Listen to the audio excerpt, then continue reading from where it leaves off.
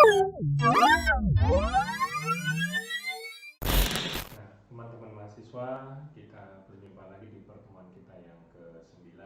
Pada hari ini kita akan membahas tentang Enhanced ER Diagram atau pengembangan Entity Relationship Diagram. Sebelumnya kita akan membahas tentang beberapa konsep dasar bagaimana munculnya yang namanya Enhanced ER Diagram atau nanti sering kita singkat menjadi EER. Nah, konsep ini sebenarnya muncul awalnya dasarnya adalah dari penjelasan tentang kelas itu sendiri, dari konsep object oriented, bahwa kelas ini juga bisa dibagi menjadi dua, super dan subclass. Jadi kenapa disebut dengan super? Karena superclass ini menjadi bagian yang tertinggi dan kemudian subclass adalah bagian yang lebih rendah. Artinya lebih rendah ini adalah detail ataupun pembagian dari superclass itu sendiri. Jadi bagian-bagian daripada superclass nanti akan diturunkan atau diinherit menjadi subclassnya. Jadi ada beberapa konsep di dalam object oriented ini akan kita gunakan.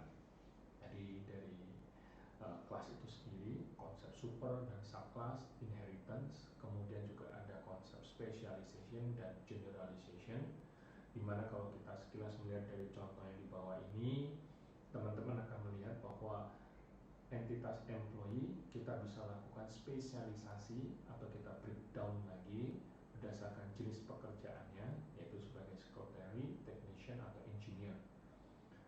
Demikian juga entitas employee ini juga bisa kita turunkan langsung menjadi yang namanya manager. Nah, juga pembagian yang ketiga, entitas employee juga bisa kita spesialisasikan lagi atau kita turunkan lagi menjadi dua macam, yaitu salaried employee dan hourly employee. Jadi inilah beberapa konsep ini yang muncul yang digunakan di dalam EER itu sendiri. Nantinya juga teman-teman akan belajar tentang kategori dan union type. Jadi artinya nanti ada beberapa entitas yang nanti akan bisa kita kategorikan menjadi satu entitas ataupun kita gabungkan menjadi satu entitas juga. Nah, bicara tentang spesialisasi itu sendiri adalah proses bagaimana kita menentukan dari sebuah kelas, yaitu superkelas itu sendiri. Nanti kita akan breakdown, kita akan susun, kita pecahkan menjadi sejumlah subkelas. Tentunya ini akan berdasarkan dari pembagiannya itu sendiri. Nah, nanti di buku teman-teman akan melihat ada kata-kata condition. Jadi condition specialization. Jadi apakah spesialisasi ini kita akan breakdown berdasarkan kondisi-kondisi tertentunya. Kemudian yang ketiga adalah generalization, itu sendiri adalah kebalikan daripada spesialisasi. Jadi ada sejumlah entitas yang nanti kita akan bisa kita generalisir, jadi kita kumpulkan menjadi satu. Sebagai contoh yang di bawah ini, teman-teman melihat ada car dan truck, di mana dua entitas ini bisa kita gabungkan menjadi sebuah entitas, yaitu vehicle, atau kita generalisir menjadi sebuah vehicle. Kenapa car sama truck ini bisa kita generalisir? Karena keduanya memiliki sifat atau karakter yang sama menjadi vehicle. Walaupun kalau kita lihat lebih detail, memang car dan truck ini berbeda, tapi ada nilai-nilai atau ada karakteristik yang bisa kita generalize atau kita generalisir. Sehingga teman-teman bisa melihat di situ ada entitas vehicle di atasnya adalah hasil dari generalisasi car dan truck itu sendiri. Nah, sebelum bicara proses mapping, nah teman-teman, nanti kita akan lihat ada beberapa jenis daripada EER itu sendiri. Seperti yang kita lihat ada beberapa logo di sini. Teman-teman perhatikan di sini ada yang namanya dalam lingkaran D. Dalam lingkaran D ini sering nanti kita akan sebut sebagai disjoint. Kemudian di sini teman-teman juga melihat ada satu garis. Employee ini digambarkan satu garis ke bawah. Ini artinya adalah ini adalah parsial. Jadi kalau kita bisa katakan kombinasi D dan parsial jadi disjoint parsial. Artinya kalau kita membaca dari contoh ini, sebuah entitas employee ini bisa, artinya apa? Tidak semua karyawan Dia akan dibagi atau ditentukan sebagai sekretari atau technician atau engineer. Jadi kata disjoin ini menunjukkan sebagai memilih salah satu dari antara ini, tetapi juga ada kemungkinan employee ini tidak salah satu dari ketiganya ini.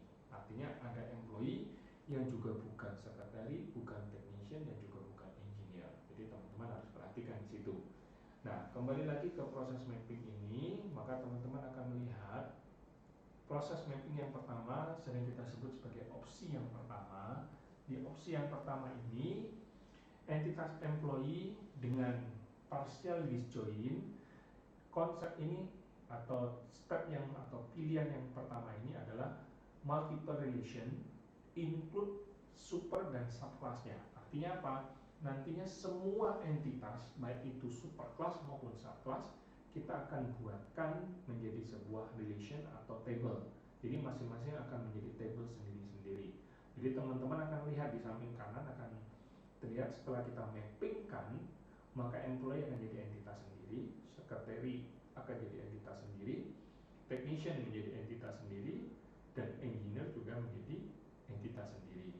Kemudian semua atribut yang menempel di employee akan menempel di relation employee.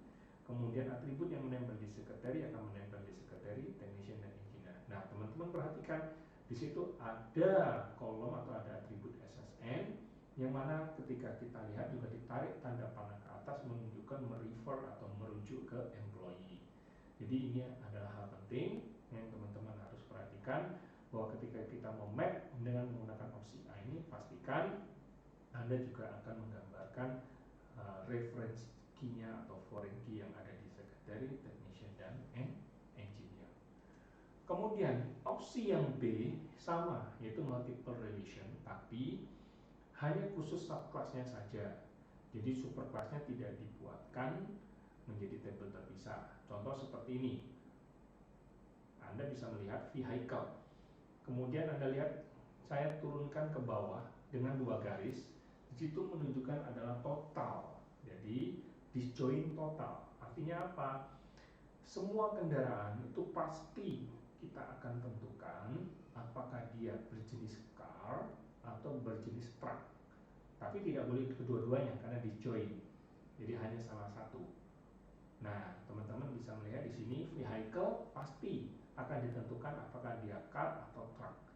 Maka menggunakan opsi yang B ini kita akan bisa lakukan mapping seperti digambar di samping kanan, yaitu subclassnya saja akan kita gambarkan menjadi relation atau table. Nah, semua kolom yang ada di superclass kita akan tempelkan juga, berikut juga atribut yang menempel masing-masing pada subclassnya. Jadi kita bisa lihat di car akan ada atribut vehicle ID, license plate number, price, dan kemudian maximum speed dan number of passengers. Di truck ada vehicle ID, license plate number, price, dan number of axle serta tonnage. Ya.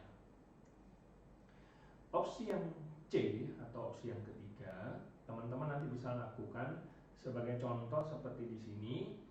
Employee partial disjoin atau disjoin partial, saya bisa lakukan dengan membuat single table atau single relation, di mana saya akan tambahkan satu kolom baru untuk mendefinisikan job type-nya.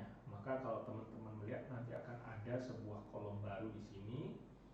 Coba diperhatikan di sini ada yang namanya job type. Nah, job type inilah yang akan menjadi kolom baru di mana akan dilakukan penambahan kolom yang menentukan dari employee ini ketika dia bekerja sebagai sekretari, maka job type-nya akan berisi sekretari. Ya, bisa dilihat di sini string sekretari. Dan juga kalau dia sebagai technician, dia akan berisi string technician. Kalau dia bekerja sebagai engineer, dia akan tertulis sebagai string engineer. Dan masing-masing atribut di sini akan menempel pada kolom yang ada di sini. Nah, hanya teman-teman harus perhatikan, ketika saya mengisi job type-nya sebagai secretary, maka typing speed akan berisi suatu value, sedangkan T-grade dan engineering type akan berisi null value. Kemudian Kemudian kalau job type-nya ini saya isi dengan technician, maka typing speed-nya akan berisi null atau null, kemudian engineering type akan berisi null atau null, sedangkan T-grade akan berisi value. Kalau job type-nya saya isi sebagai engineer, maka typing speed null, T-grade null, engineering type akan berisi nilai. Nah, opsi yang D sekilas mirip dengan opsi yang C, sebenarnya berbeda. Bedanya apa? Nanti kita akan buatkan menjadi yang namanya flag. Nah, umumnya opsi yang D ini sering kita gunakan untuk jenis yang overlap, karena sangat membantu ketika overlap ini terjadi ada sejumlah pilihan. Artinya apa? Sebagai contoh, satu entitas part nantinya pasti akan ditentukan apakah dia sebagai manufacture part. Nah, di situ ada overlap. Artinya apa? Bisa dan atau. Jadi bisa juga sebagai manufacture part plus purchase part. Nah, oleh karena itu teman-teman bisa gunakan opsi D ini untuk melakukan mapping terhadap contoh IA diagram seperti ini. Maka menjadi satu tabel part hanya akan muncul ada dua kolom baru, yaitu kalau dia manufacture part maka ada M flag, di sini M flag, kolom M flag. Kemudian kalau dia purchase part dia ada P flag. Artinya apa? Ketika M flag ini saya isi dengan nilai true, boleh type ya, true, maka drawing number, manufacture date, batch number akan berisi nilai. Yang ini akan null, null. Kalau ini saya isi true, maka ini akan berisi ini null, null. Nah, null. Namun kalau dua-duanya ini true, maka akan berisi semua. Nah, ini teman-teman harus perhatikan ya. Nah, ada beberapa contoh case yang lain lagi, yaitu share subclass. Ini adalah untuk menunjukkan multiple inheritance, di mana sebagai contoh seperti engineering manager. Di sini di contoh engineering manager di sini adalah merupakan share subclass dari tiga entitas, yaitu engineer, manager, dan salaried employee. Nah, dari tiga entitas ini kita akan gabung menjadi yang namanya engineering manager. Nah, tentunya bagaimana cara pemetaannya nanti lebih kurang akan sama dengan cara pemetaan ketika kita akan gunakan union type atau kategori. Kita akan lihat di berikutnya. Nah, contoh yang lain, teman-teman juga bisa melihat multiple share subclass. Seperti gambar berikut ini akan ditemukan di tengah ini ada student assistant. Nah, student assistant di sini juga adalah share subclass. Nah, teman-teman bisa melihat dari atas, person ini pasti akan ditentukan apakah dia employee dan atau alumnus dan atau student, karena dia overlap, jadi bisa lebih dari satu. Kemudian employee ini juga pasti akan dibagi lagi apakah dia staff atau faculty atau student assistant. Sedangkan student sendiri itu juga bisa menjadi student assistant, merangkap juga di sini ditentukan juga, dibagi juga apakah dia sebagai graduate student atau undergraduate student. Nah, kemudian student assistant ini pasti akan dibagi lagi apakah dia research assistant atau teaching assistant. Nah, oleh karena itu ketika saya hendak turunkan seperti ini atau kita mapping dari atas ke bawah, person saya akan turunkan, saya akan mapping, di mana contoh person, employee, alumnus, student ini menggunakan opsi yang A, sehingga teman-teman bisa melihat di situ ada person, ada employee, ada alumnus, dan ada students. Kemudian yang employee ini sendiri ketika saya turunkan, dia menggunakan konsep yang C. Yang C artinya apa? Nanti ketika employee type-nya saya isi sebagai staff, maka position akan terisi, rank dan percent time akan null value. Kemudian begitu pula kalau faculty, maka position kemudian percent time berisi null. Kemudian kalau saya isi student assistant, maka position, rank null, percent time akan berisi. Nah, teman-teman juga akan melihat ini nanti. Di sini ada yang namanya alumnus. Alumnus ini memiliki atribut multi value attribute, maka akan dipetakan menjadi sebuah relation dan akan seperti ini.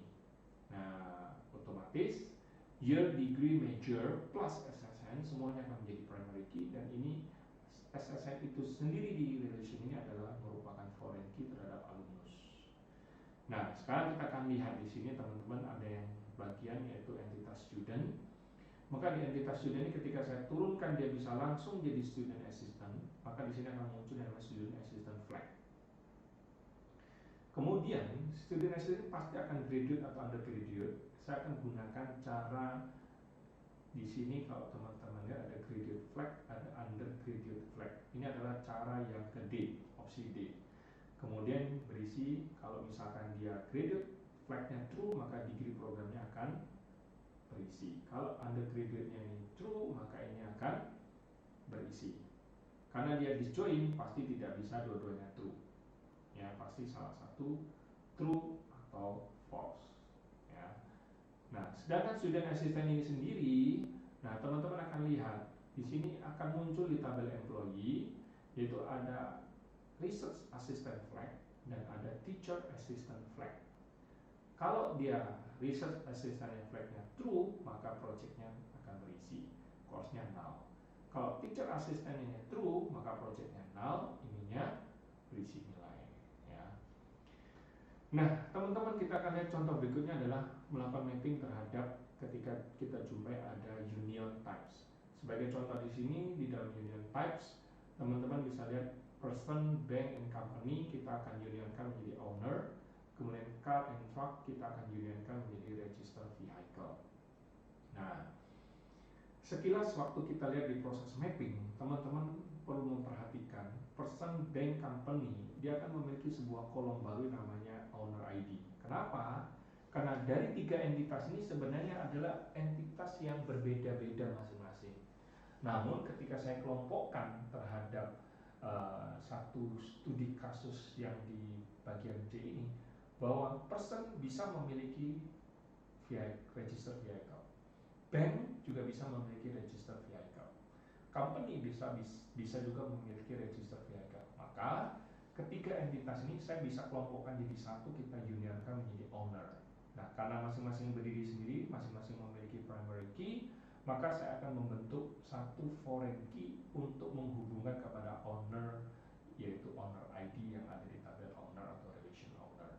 Nah, ingat baik-baik, owner ID ini akan kita sebut sebagai namanya surrogate key, di mana surrogate key ini adalah key atribut yang nilainya itu sendiri akan di-generate secara otomatis atau increment automatically.